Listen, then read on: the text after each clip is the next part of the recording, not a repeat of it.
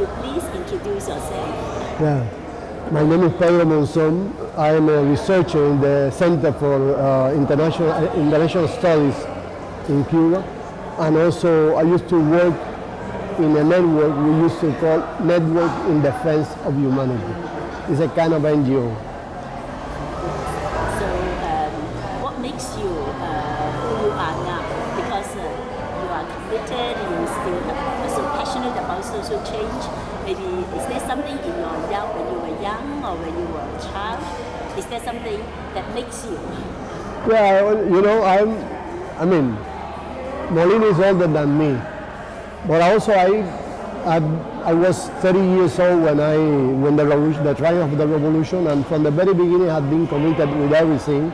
I belonged to the militia, and I went to the campaign against illiteracy in the mountains. We have been a year in the mountains teaching how to learn to read and write to the peasants, and the whole country. You know, we stopped classes in the schools during the whole year in order to teach people how to read and write, because before the revolution almost 30 or 40% of the people couldn't read and write.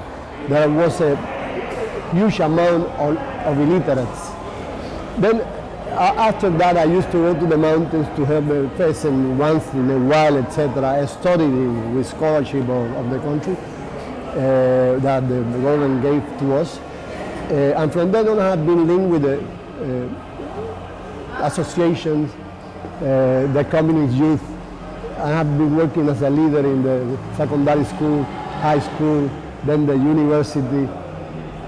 Then I went to study in Mexico for 3 years. I make a master in Japanese studies, and Asia and Africa studies, but essentially I majored in Japanese studies.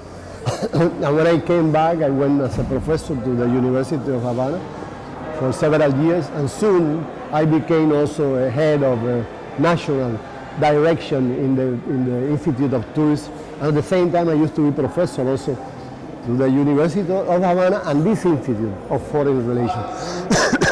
From then on, I have been working in many places. I used to head the development of a tourist key in the south of Havana, which name is Cayo Largo. It's a beautiful place, beautiful beaches, clear water, beautiful place. And from then, I became the head of the Center of Studies on Asia and Oceania in Cuba. I stayed there for several years, and from there I have been selected as the second in our embassy in Tokyo. I stayed there for 4 years. When I came back, I used to be the head of international relations of the Ministry of Culture. Then again, after that, I went to Malaysia as ambassador for 5 years. Malaysia, Brunei, and East Timor. I came back again and became again head of the international relations of the Ministry of Culture and advisor of the minister himself. And from then I have been picked up again to be ambassador of Cuba in Australia, Papua New Guinea, Nauru, Vanuatu, and Solomon Islands. Sorry. And then I came here and I'm working. Meanwhile, I don't know if I will have a new posting again next year. But meanwhile, I'm working in the Center for Studies of International Studies of Cuba, and also in this network in defense of humanity. Then, when you were very young, you said you joined the militia? The militia, I was 12 to 30 years old. At the beginning of the revolution, we organized the militia. The country organized the militia, and almost the whole people went to the militia, the whole people. And then, 2 years after that, I suppose you know about the invasion of U.S. in Bay of Pigs. I couldn't go because I was only 30 years old or 40 or something like that, 40. And but I have been mobilized in Havana, protecting Havana, etc., with many people, but I couldn't go to Bay of Pigs to fight. My two brothers went to Bay of Pigs and fought there against the invasion. What are you most proud of about Cuba? I'm proud about our dignity. That's very important. To have, to feel that you could be proud of your dignity is the most important thing you have. Fidel said once in a speech many years ago that the most important thing that the revolution gave to the people was the dignity. The dignity. Because before the revolution we were nothing.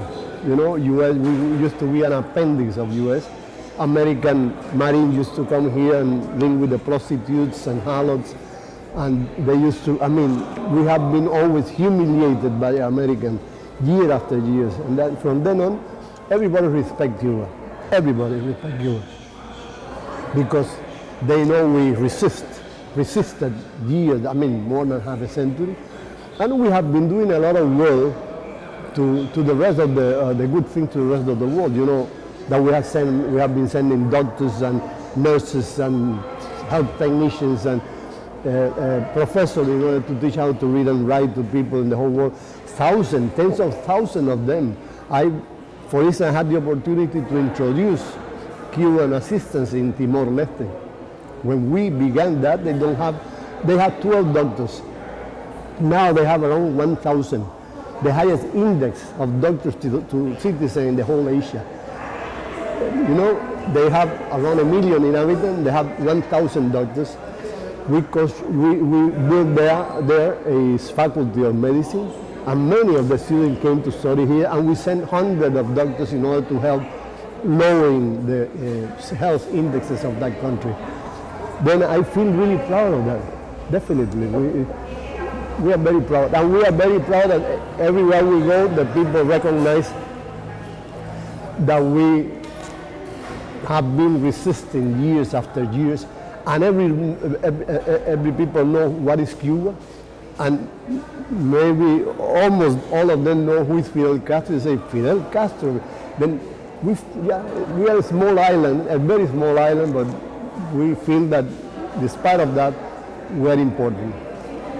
Not because we have a great economy, blah, blah, blah, but because we have been capable of resist and develop the way we really wanted.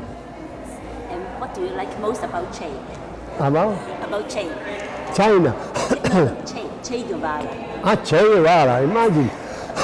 All the Cubans. We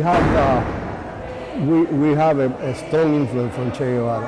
Che Guevara, he has been born in Argentina, so he became a hero, he became a symbol, he became a myth in Cuba, and because of Cuba.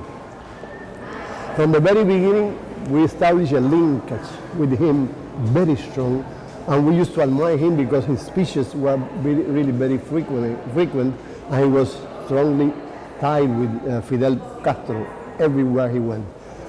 And he used to teach. He was very didactic with the people, with the young people, etc.